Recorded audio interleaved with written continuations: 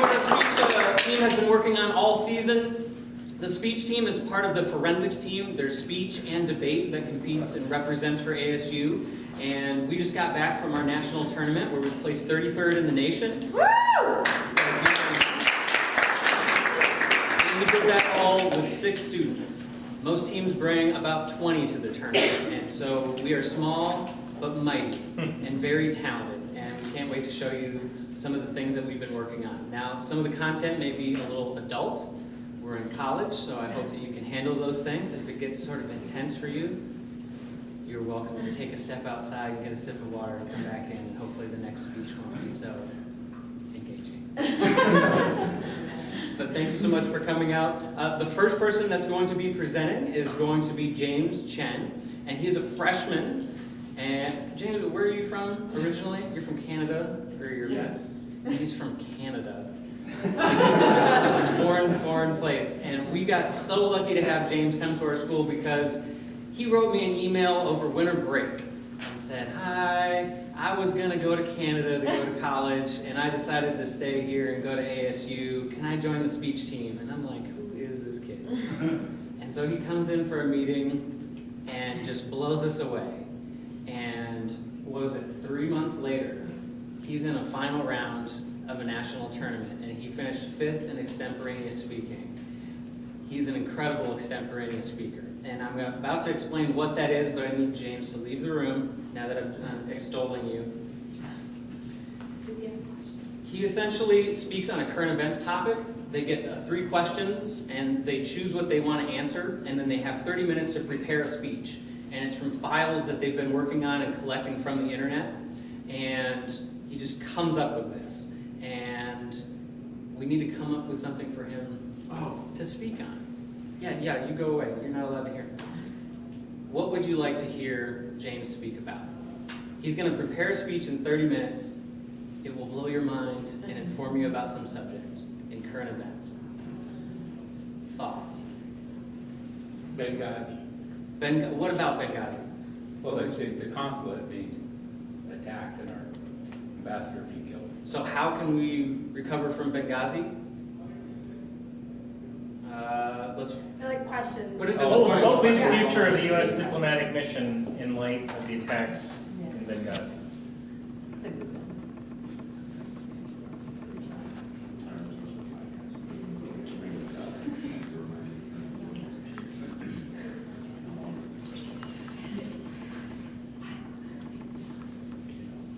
I know.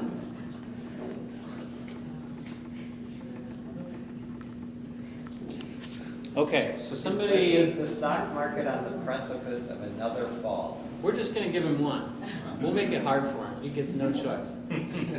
So we'll see if his files are ready. Anybody want to mark on your watch or your phone 30 minutes? Sure. And we'll bring James back in for an extemporaneous speech. Oh. All right. So what James is doing is called extemporaneous speaking, where he has 30 minutes to prepare. We have another phenomenal freshman that is about to show you impromptu speaking. Now that's where the time starts, and he has 7 minutes to prepare a speech, but within that time frame. So most of the time it takes about 1 minute to 2 minutes to prepare, make some quick notes on what you're going to say, and then you get up and deliver a 5-minute speech. And this is probably the most intimidating event for most people because you have to collect your thoughts really rapidly, organize them, and then present them as fluently as possible. And sometimes with some humor. And that's what Paxton is really amazing at doing. And so I want to solicit some quotations, some song lyrics, something from the audience that Paxton can talk about. What's your favorite quotation? Should you leave? Yeah, should Should I we- leave for the song? Yeah, leave and then come back. This might take us a little bit. What about Amanda Bynes' tweet? There's a tweet, anything that you want to share. We want this to be as authentic as possible. True impromptu speaking. Maybe I'll go with my tweets. Anybody have a favorite quotation? I hate small ball politics. Okay. Con- By House of Cards? Francis Underwood. Just apologize to Cuisine Pizza. What is it called? I like that. What was the lean cuisine? I said, just apologize to a lean cuisine pizza. What does it all mean? Okay. I also tweeted cheese bread. Andy, I don't think You're people probably are general getting as to a cheese font of bread. wisdom.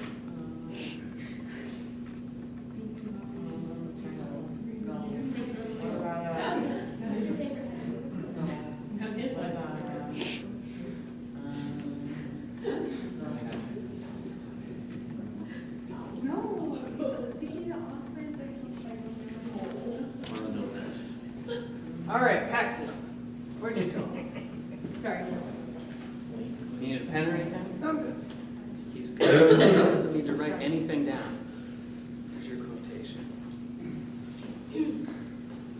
I'll just prep here. Yeah. What about the light? How about you can prep on that green box Sounds good. and have everyone staring at you. Flipping now.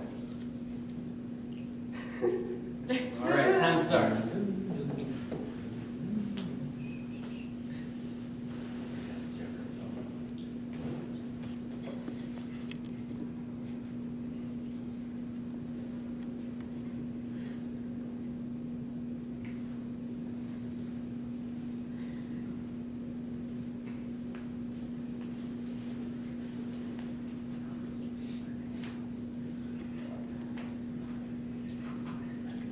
Seconds use.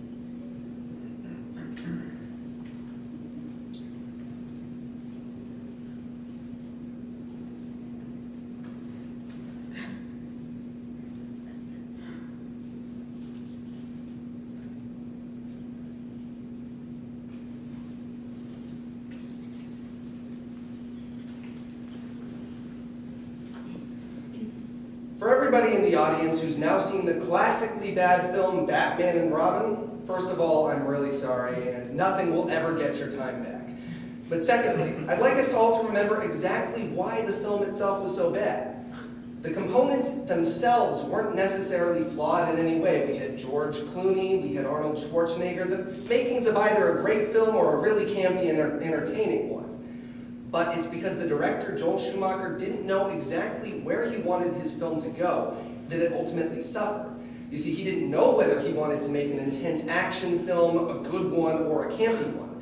So in attempting to make all three, and not understanding the true effects of these actions, he ultimately made a flawed film. And we can see that Batman and Robin's point is ultimately all too common within our surroundings. You see, when we don't understand the extent of our actions, we ultimately are going to have some negative side effects. So when we analyze today's quotation by Miss Andy Flores, just apologized to a lean cuisine pizza, what does it all mean?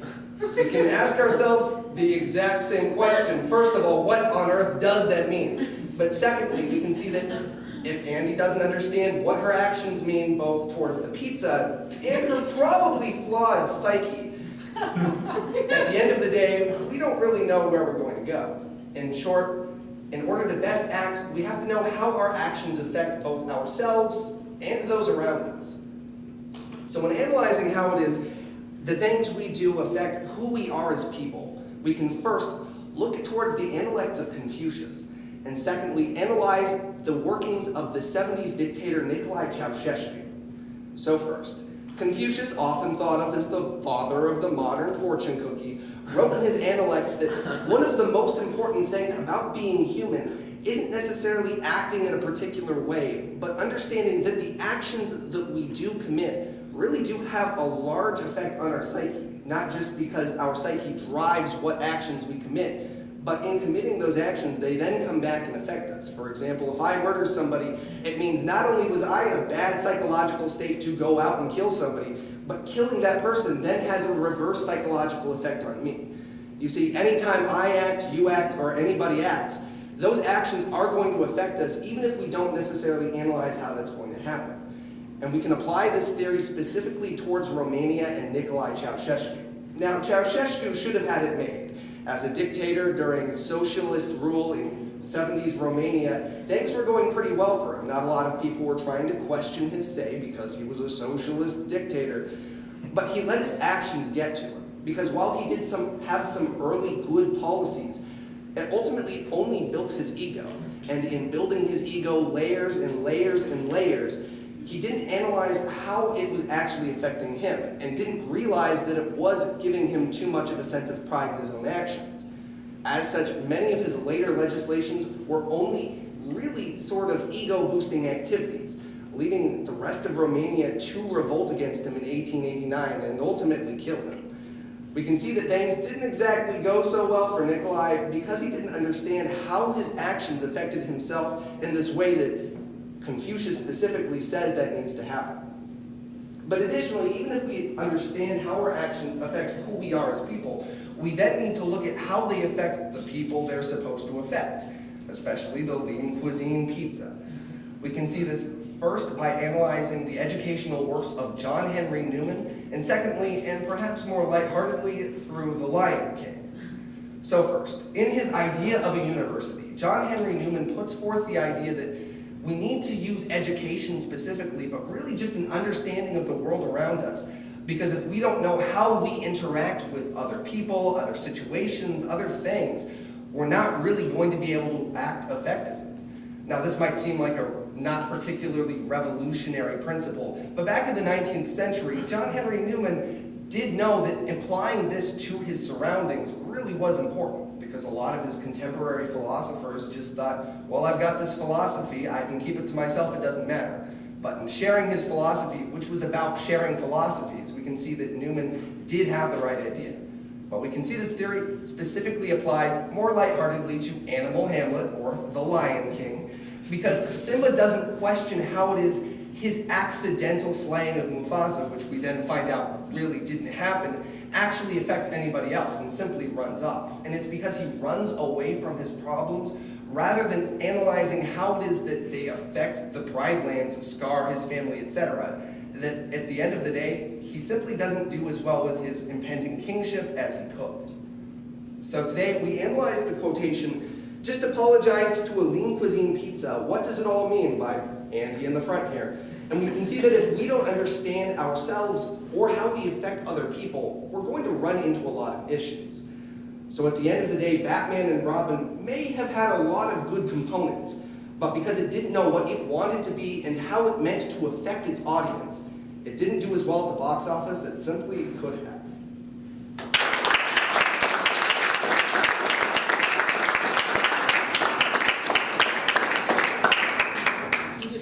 That speech in a minute and a half. Isn't that incredible? I'm impressed. And Paxton, as a freshman, qualified to go to our national tournament, and what you do is incredible. Thank you so much for sharing that with us tonight. The next performer we're going to have is going to be Grayson Lamont. He is also a freshman, and he's going to be showing you an interpretation of literature. Now, what Paxton just did was called limited preparation because he has a limited amount of time to prepare.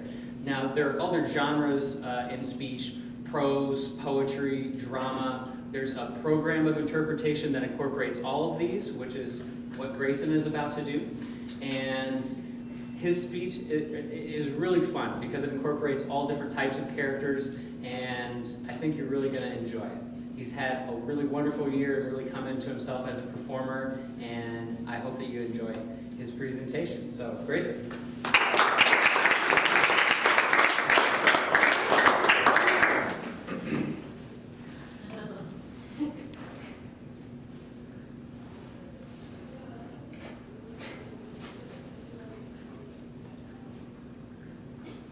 Back when we moles still had our annual general meetings, when we still had better eyesight, it befell that we expressed a wish to discover what was above.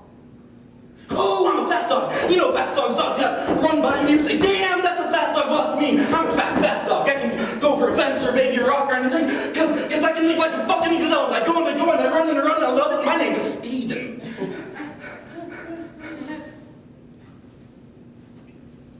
Picture a monkey dressed like a little pirate. We'll call him Slappy. Maybe you and Slappy go on little pirate monkey adventures and maybe even join up to fight crime. Think how sad you would be if Slappy died. Now picture 4 more monkeys. We will call them Tito, Bubbles, Marcel, and Shit Tosser. Maybe one is aggressive, one is affectionate, one is quiet, and the other just throws shit all the time. But they're all your personal monkey friends.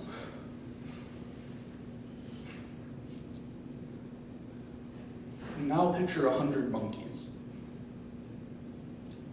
Not so easy now, is it? Even though each and every one is every bit the monkey Slappy was, there comes a point where you'll no longer really care if one of them dies. So, how many will it take before you stop caring? It's not a rhetorical question. We actually know the number.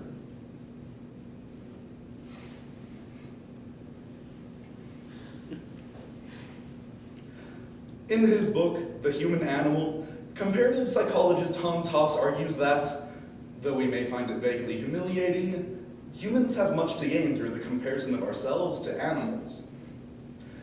As far as we can ascertain, humans are the only creatures to possess an awareness of self and the ability to reason. But in defining what is human and what is animal, do these perceived values truly qualify our lives as more meaningful? Through the prose, The Final Flight of Space Bat by Skycake, After I Was Thrown Into a River and Before I Drowned by Dave Eggers, the article What is the Monkey Sphere by David Wong, and the poetry A Brief Reflection of Cats Growing on Trees by Miroslav Hollow. And The Beast, a program dissecting the human and the animal. On March 15th of 2009, during launch preparations for the STS-119, a free-tailed bat, injured and frightened, latched onto the foamy insulation of Space Shuttle Discovery's external propellant tank. His wing was broken, and thus his life would soon end. But, in a moment of bravery and ambition, his little claws dug deep into that foamy vessel. He became the master of his own fate. He would not succumb to predation or starvation. He would soar into bat legend. He would touch the stars. So we elected a commission to ascertain what was above. The commission dispatched a sharp-sighted, fleet-footed mole who, having left his native Mother Earth, caught sight of a tree with a bird on it. Thus, the theory was put forward that up above, birds grew on trees. You see, monkey experts performed a monkey study a while back, and they discovered that the size of a monkey's monkey brain determines the size of the monkey groups that the monkeys formed. At one point or another, we all have limits to our sphere of monkey concern. The monkey sphere is the group of people who are able to conceptualize as people. Anyone beyond our core group of a few dozen isn't really a person to us. They're sort of a one-dimensional bit character. I was thrown into a river once. A river when I was young. I was 6 months old trying to figure out why I was in the river. My legs wouldn't work. They were stuck in some kind of seaweed or spider web or something, but I kicked and I kicked and I kicked. And then I was in the air.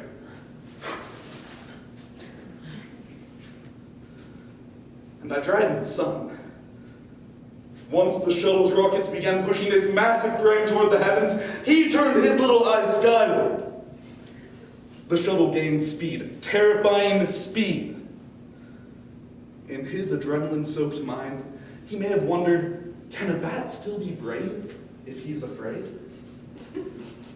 I imagine he heard the answer echo as though off the walls of his dark cavernous home, that is the only time a bat can be brave. However, some moles thought this was too simple. So a second mole was dispatched to ascertain if birds really did grow on trees. However, by then it was evening, and on the tree some cats were mewing. Mewing cats, the second mole announced, grew on trees. Thus, a second theory emerged about cats. Remember the first time as a kid you saw one of your school teachers outside of the classroom? Maybe you saw old Miss Puckerson at Taco Bell eating refried beans through a straw. Or walking out of a dildo shop. Remember that surreal feeling you got when you realized that they actually have lives outside of the classroom? I mean, they're not people, they're teachers. Isn't it strange how knowing random human facts about them tugs at your sympathy strings? They take on dimension. They come closer to your monkey spirit. Now, as sophisticated as we are, compare our advanced sewage treatment plants to the chimp's primitive technique of hurling feces with their hands, the truth is that we're just as limited by our mental hardware. Like a fragile, naked human pyramid, we simultaneously support and resent each other. Tonight, I race Edward. Edward is a bull terrier. He's fast and strong, but his eyes don't want to win too much. He scares us. But when we run, we go and we go, and I muster energy from all the living things around me. 2 more strides until the jump, and then he tries to run me into a tree.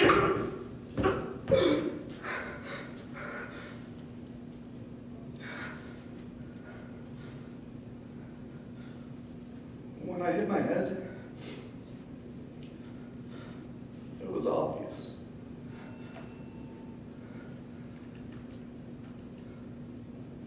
So many things happened after I died that I didn't expect.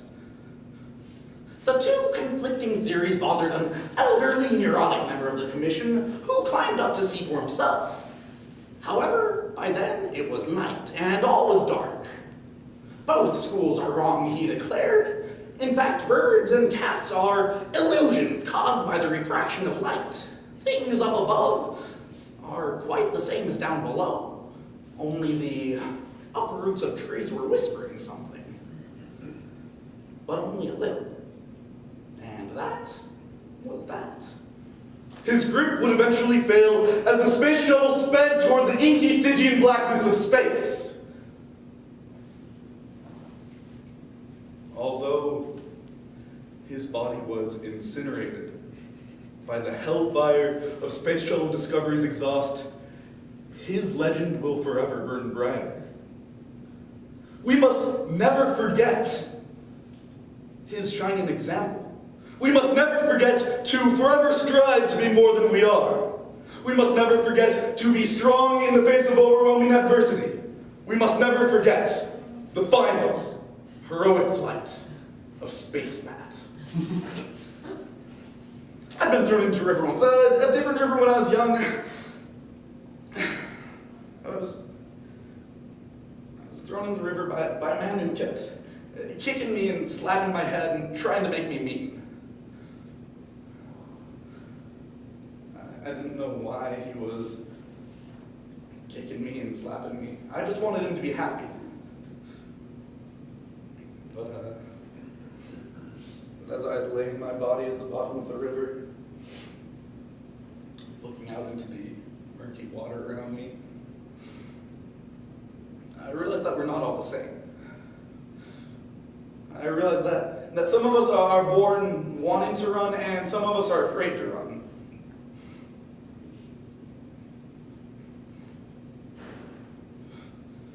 And now I just miss running with the other dogs.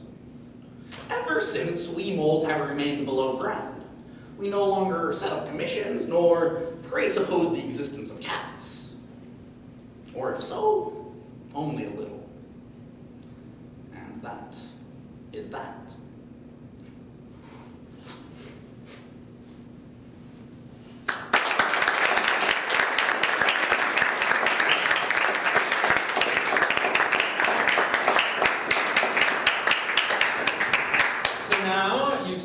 Interpretive event. We've gone through a limited preparation event, and now you're about to see a platform event.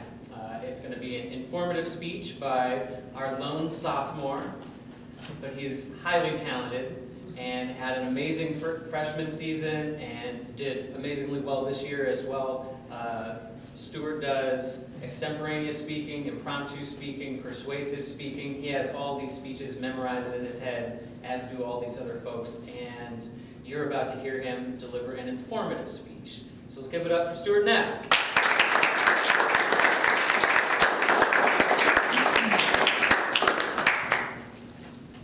My favorite part about playing The Sims was that you could give them a pool and not give them a way out until they almost drowned.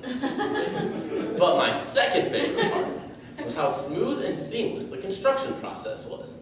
The timeline between designing your dream house and having it actually appear was essentially zero. You can imagine my disappointment when volunteering at Habitat for Humanity involved a lot more manual labor than mouse clicking.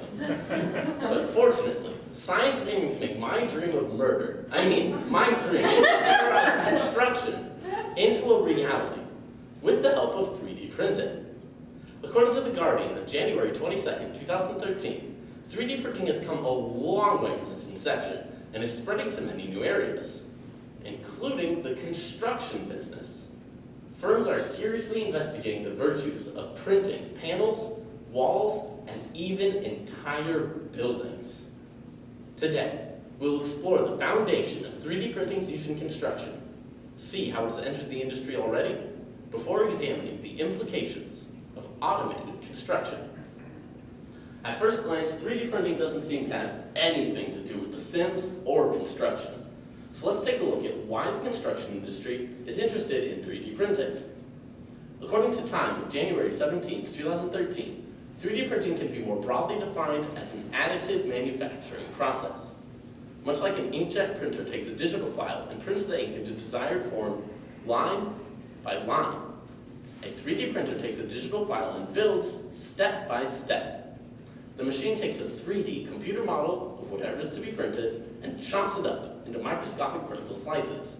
Then, layer by layer, the machine deposits a thin film of material in the shape of the current slice. These layers stack up until a complete object appears where nothing was before. By introducing instant replicability to the third dimension, 3D printing has found great use in many industries. With widespread acceptance have come new applications for 3D printing that make it more broadly useful. The traditional use of 3D printing has been rapid prototyping, or printing something for proof of concept before it has to go to the assembly line.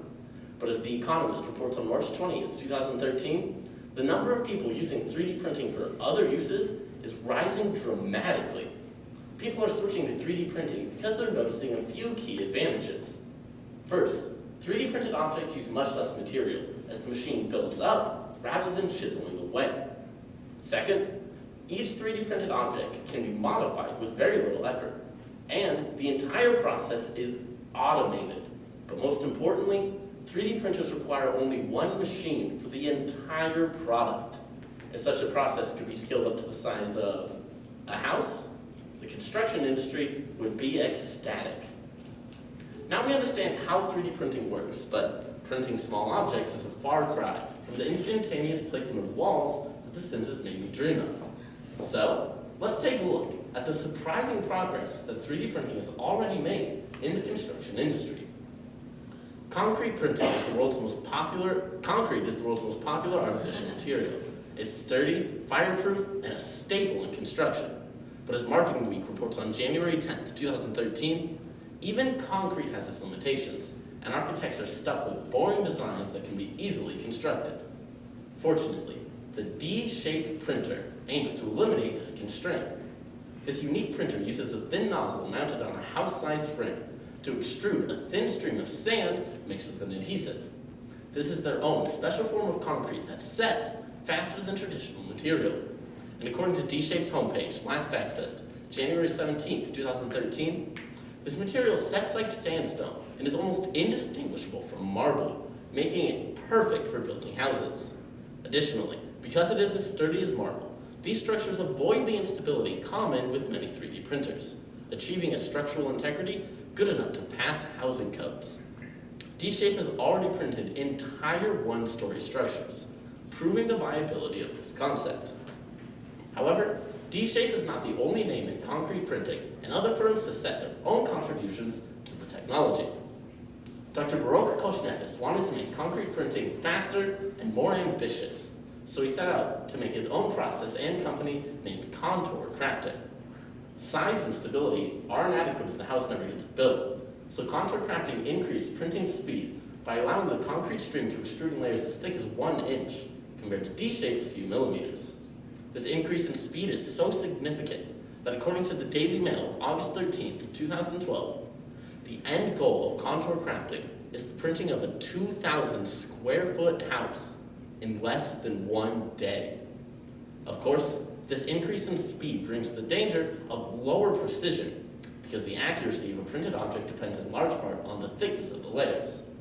The workaround employed by Contour consists of trowels strapped to the side of the nozzle that sculpt and smooth the concrete as it sets, eliminating rough edges much like a potter's hands. Thus, the advantages of thicker layers and faster speeds are kept with a much lower loss in resolution. Contour has printed pieces of buildings from panels to walls at remarkable speeds, ready to move into industry. Concrete printing has finally brought to life my goal of clicking buttons and making a house appear. But while I'm just stoked to play real-life Sims, it turns out concrete printing has dramatic implications for the real world, especially in the areas of low-income housing and construction employment. Shelter is one of the most basic human needs, but obtaining adequate housing is still a fundamental problem for much of the world's population. Today, over 1 billion people around the world live in slums, and as global urbanization continues, this number is only expected to rise. Fortunately, concrete printing is set to combat this global shelter shortage. Koshnefis estimates that a Contour-crafted unit will cost only 1/5 that of conventional construction techniques. Seeing as many people live in slums because they just can't afford to live anywhere else, this dramatic cut in costs combats one of the key causes of slum formation. Concrete printers have another advantage in their speed. One of the reasons that slums form is that current construction just can't provide housing fast enough to meet large waves of urban immigration that lead to slum formation. But because they operate so quickly, concrete printers could build apartment complexes or communities of quality housing to meet immigration, rather than forcing these immigrants to build their own houses. These printed houses would be sturdier, safer, and far more sanitary and cheap than the makeshift shelters that typify slums. A real home in shape of improvised shelter. Concrete printing promises to revolutionize the way we view slums. But in addition to helping house the homeless, concrete printing will forever change the construction industry, eliminating much of the need for labor. Initially, concrete printing will be a huge boon for safety in construction, because according to the Occupational Safety and Health Administration, over 20% of all occupational fatalities in the US occur in construction. Printing will help eliminate this danger because pushing a button is much safer than scrambling up rooftops. Unfortunately, this increase in safety comes with a dramatic cost: construction jobs. Construction has so far resisted automation because it's really hard to get one machine to do the complex variety of tasks involved. However, Contour Crafting's homepage estimates that as little as 5 workers could operate a concrete printer, which could be done in as little as a day. Compare this to the Journal of Political Economy, which reports that a single-family house with conventional techniques usually takes a team of 12 workers, anywhere from 3 to 6 months to complete. The implementation of concrete printing could cause a dramatic drop in the need for construction workers, and a corresponding drop in employment. In an economy already struggling to handle the unemployed and underemployed, finding work for millions of displaced construction workers would be an impossibility. Concrete printing promises vast financial incentives, but unless it is implemented intelligently, the immediate impacts on the US economy could be devastating. Almost everything you own, from the clothes you wear to the car you drive, has significant automation involved in its production. It's time for housing to follow the trend. 3D printing has revolutionized many industries, and with increased interest, concrete printing is set to change the way we view construction. Homes will become more affordable, and construction can expand in new directions. So, concrete printing has finally brought to life my dream of playing The Sims in the real world. Just don't go in the pool.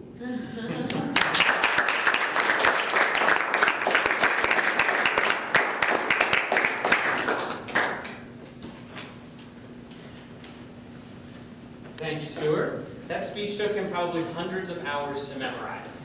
Now you're about to see James come up and deliver a speech that took 30 minutes to prepare. So, James Chen.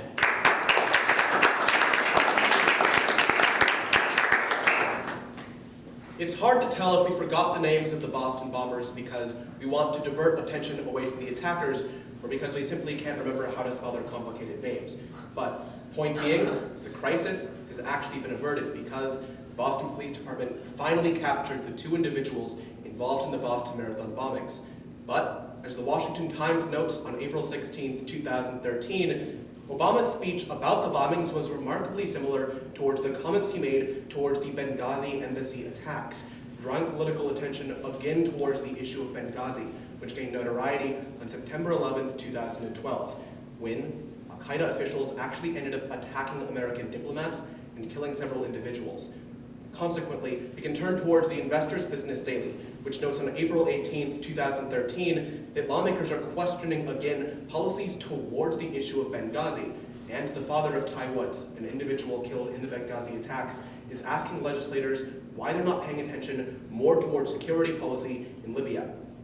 And because the American diplomatic mission in Libya and in Benghazi was continually questioned over whether or not lawmakers would simply remove it or drastically increase security, it's important to reflect on today's question. What is the future of the American diplomatic mission in Benghazi? And the answer is that there's going to be a moderate increase in security, but more importantly, a political shift away from the entire issue. So first, let's talk about how Democrats feel that they can drop the issue.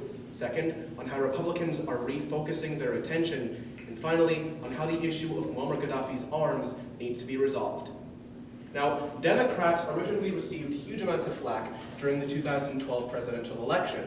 But after the election was resolved, Democrats felt that they could actually turn attention away from the original Benghazi attacks. In fact, National Public Radio notes on March 22nd of 2013 that Democrats increasingly feel that they can divert attention away from the crisis that happened in Benghazi.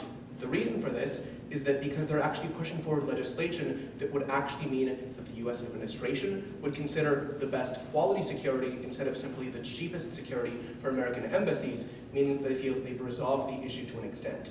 That's one of the reasons why the Wall Street Journal noted on April 18th of 2013 that Secretary of State John Kerry, in questions to lawmakers, stated that he didn't want to talk about the issue anymore, that the American administration was not responsible, and that the issue was effectively resolved. There's a tremendous shift away in terms of Democrats because they feel that they've actually achieved something with regard towards Benghazi. So what we see here is that there's going to be a moderate increase in the equality of security within Libya because America's not considering the cheapest application, rather the more effective one, and additionally, the Democrats are refocusing attention. So there's not going to be a huge amount of policy that's going to be instituted in the wake of the Benghazi attacks. That's why the Brookings Institution notes on April 5th of 2013 that Democrats are focusing more on domestic politics like immigration and gun control rather than focusing on international politics like what happened in Benghazi, the issue of Syria, or the nation of Iran. Consequently, there's a domestic shift with democratic politics, and because of that, there isn't going to be a major policy instituted because of Benghazi, but there will be a moderate policy in terms of security instituted.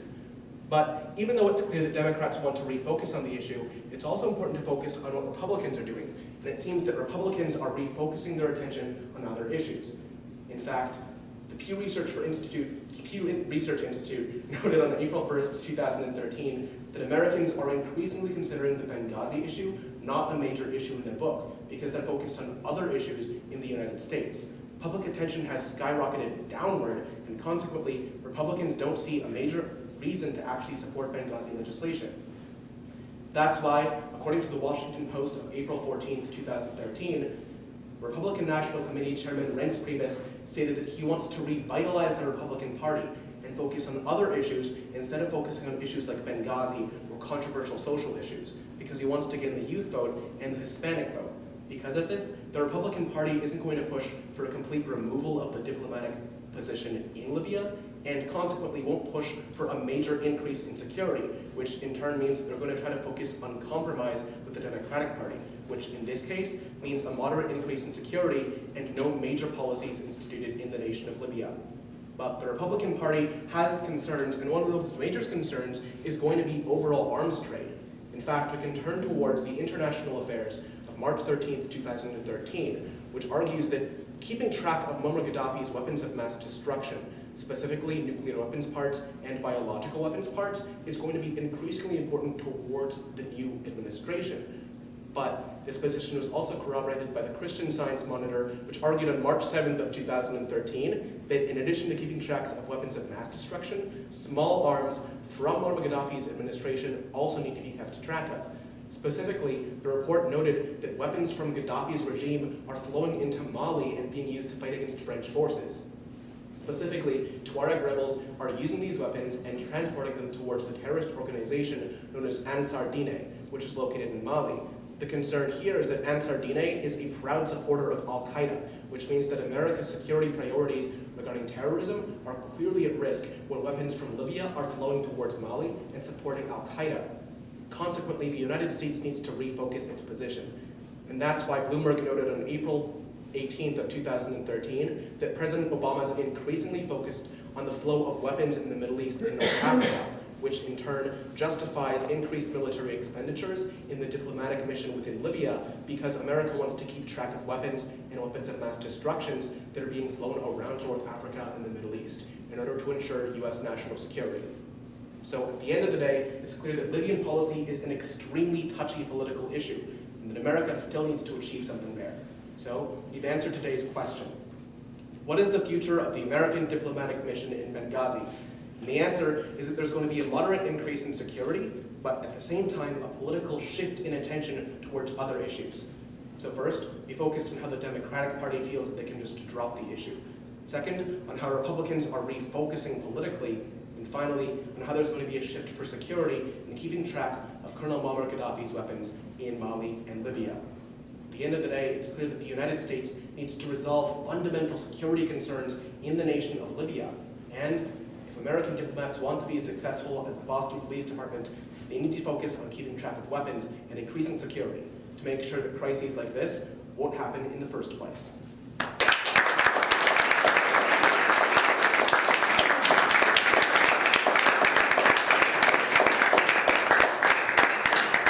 Did your question get answered? Yeah. All right. I had the topic, you had the question. Well done, James. Sorry. So she's gonna have a bathroom break, but we need to stay here and talk.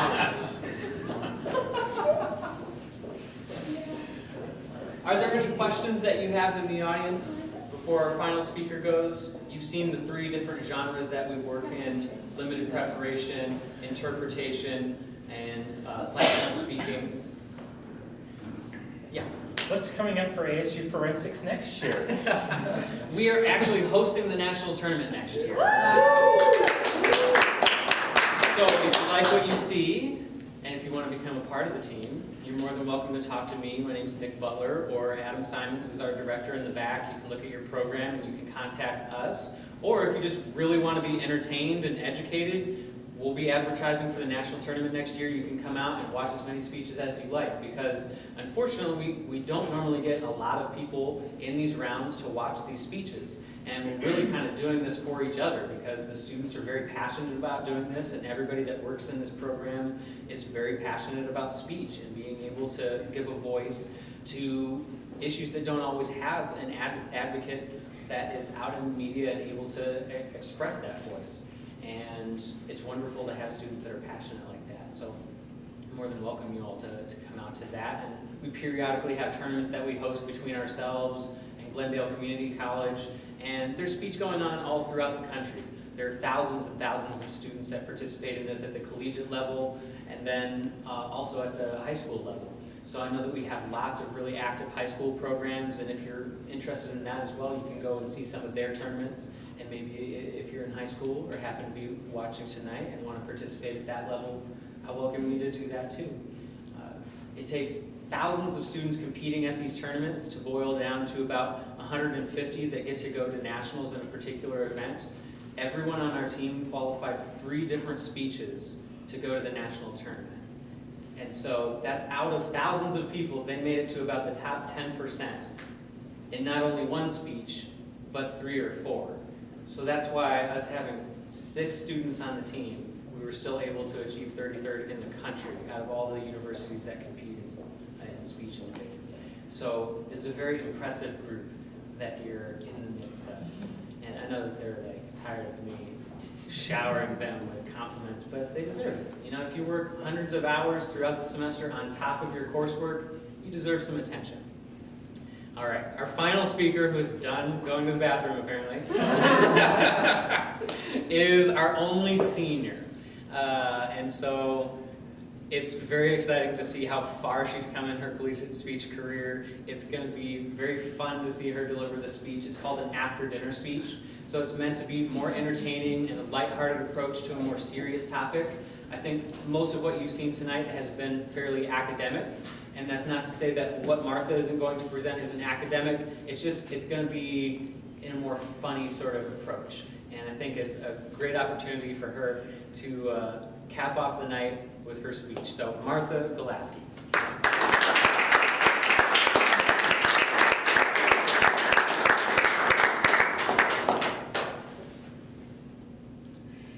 This is my last performance. I cried all the way here. I cried through warm-ups and extent prep, and I just lost it on Jimmy because he was wearing the same colored control top pantyhose as me. My teammates think that I'm crazy, but my lady bits are about to look like Georgia O'Keeffe went through a red period. I'm about to ride the cotton pony. I'm being so coy and polite. Anywho, in between the speakers, I decided to stop for some ice cream, and Ben & Jerry came out with a new flavor called PMS Isn't Real. The ingredients include chocolate, shattered dreams, and an article by Dr. Gillian Einstein, director of the University of Toronto's Women's Health, that states, there is so much cultural baggage surrounding women's menstrual cycles, and entire industries built upon the idea that women are moody, irrational, even unstable leading up to their period. Einstein continued, there is no clear link between women's negative moods and the premenstrual phase of their cycles. First of all, Dr. Einstein, your last name is Einstein and you decide to go into science? Who are you trying to kid? And second, PMS isn't real? You mean I'm just a bitch because I want to be? Shenanigans! But the October 18, 2012 Globe and Mail reports that after conducting and evaluating 647 studies, researchers don't dispute any of the physical symptoms linked to menstruation, but found that only 13% of these studies showed any correlation between women's negative moods and the premenstrual phase of their cycles. We need to stop trivializing our emotions and behavior as PMS behavior and start validating our emotions no matter how red the rag. Blaming Aunt Flo only marginalizes an entire gender and causes both men and women to pick and choose which emotions they rationalize and which ones they toss into our hermetically sealed shame baskets. So, to understand what a girl wants and what a girl needs, we need to consult whole binders full of women about the causes behind our misconception of PMS, evaluate the effects before finally plugging up with some solutions. I keep bleeding, I keep bleeding blood. Like the number of known songs by Leona Lewis, there are two causes behind our misconception. First, men. Second, women have been socialized to believe that PMS is a natural part of their menstrual cycle. First, since the time that men invented the vagina, men have been the primary agents to define women's health problems. The first record of lady time labeling was by Greek philosopher Hippocrates, who said that women have a wandering uterus, and this wandering uterus moved in 28-day cycles, which according to men everywhere is the real horror behind 28 days later. Hippocrates continued that this wandering uterus would block vital passages to her heart and organs, making women mentally deranged. Then, in 1931, Dr. Robert Franks defined PMS under the term premenstrual tension, stating that a week prior to the onset of menses, women would exhibit radical changes in mood and behavior. By 1953, the term PMS was making its rounds, and the rest is herstory. Puns, am I right? Second, women have been socialized to believe that PMS is as natural as blood itself, and they have internalized these emotional aspects of this condition as legitimate. Dr. Einstein points out that most girls hear about PMS before they even reach puberty. The October 14, 2012 Globe and Mail goes on to state that this phenomenon is so ingrained in our culture that it's dragged out as an excuse to explain foul temper. For example, in 2011, California milk producers came out with a series of ads depicting men holding gallons of milk that said, "I'm sorry that I got what you said and not what you meant. Next time I'll read in between the lines. Milk can help reduce symptoms of PMS." Advertisements like this only reinforce the idea that PMS is like Christmas for women and this bitchmas comes 12 times a year, giving women the gift of the season, the opportunity to not take people's emotions into consideration. Okay, it's not real. Let me show you a few things. Let me show you a few things about blood. Bam, bam, bam, bam. Facts. Like the number of teammates that are currently bleeding on my team, there are two effects behind our misconception. First, we stigmatize women as crazy, and second, we invalidate their perspectives. Actually, only one of us is on our period. The other one is suffering from severe rectal damage. What, haven't you tried ASU and U food? Oh, First, the idea of emotional PMS only reinforces the notion that women are necking futs. According to Urban Dictionary, PMS is a powerful spell that women are put under about once every month that gives them the strength of an ox, the scream of a banshee, and the stability of a Windows operating system. Basically, man's worst nightmare. But this idea is not just limited to pop culture. During the 2008 presidential election, the phrase, "a female president that's PMSing would nuke a country," was echoed across our nation when Hillary Clinton was running for office. Susan Markins, author of Gender and Society, states that the stigmatization of PMS only leads to more and more gender discrimination. So long as we keep equating pre-period time with mad cow disease, we will never have true equality amongst men and women. But second, PMS is hurting women's psychological well-being long-term because it invalidates their perspectives. The New England Journal of Medicine of November 2012 reports that women tend to hold back their emotions until a certain time of the month. And as a result, they're easily dismissed. It all boils down to the debate of emotion versus rationality. Since women are seen as emotional, they're clearly not rational. And if they're irrational, then society invalidates their perspectives. We ladies are stuck in the parking garage of society and no one will validate us. How are we ever going to establish equality if half the population is irrational 5 days out of every month and the other half has penises? Penises. Hey, I just met you. I'm not crazy. I've got solutions. I'm bleeding a lot lately. Solutions. First, write to your congressman. I'm just kidding, nobody does that. But really don't, because those penises will outlaw the vagina given the chance. So second, women need to establish open and honest lines of communication. Dr. Marty Roden advises that if women are going through a tough situation, they're really doing themselves a disservice by chalking up their negative mood to PMS, because they won't get the help that they need. It's all a matter of retooling the way that we understand and process emotions. If women stop blaming their negative mood on PMS, maybe society will too. But third, I'm not denying any of the physical symptoms linked to menstruation. But we have to abolish the notion that women get pissy just because they're PMSing. If a lady's in a bad mood, maybe it's for a legitimate reason other than the Cirque du Soleil that's occurring in her body. Like, maybe she just got laid off and is stressed over finances. Or maybe it's because by 2015, 233 million women will not have access to birth control. Or maybe it's because it's 2013 and Congress tried to omit certain groups of women from the Violence Against Women Act. Or maybe it's because women are still making 77 cents to the dollar that men make. Or maybe she just wanted a really big Reese's peanut butter cup and the local gas station was out of them.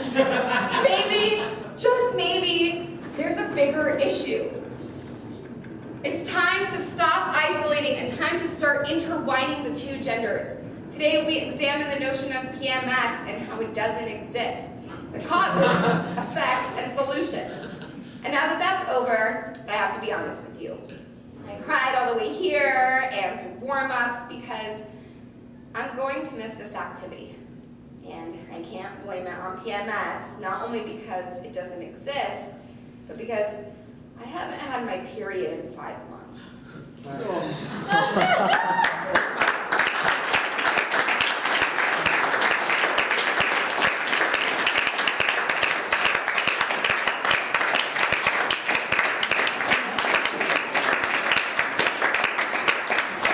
may have noticed in the program that one of our freshmen, Rona Berger, was supposed to present a persuasive speech. Unfortunately, she went through surgery yesterday, and she's out of the hospital. She's doing much better, but tonight's performance is dedicated to her, and we just hope that everybody here would keep her in your thoughts. That said, did you enjoy the performances tonight?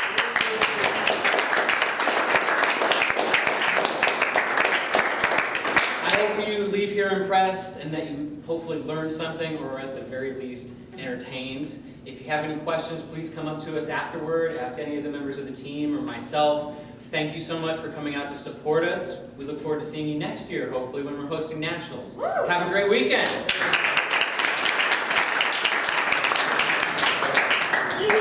Wait.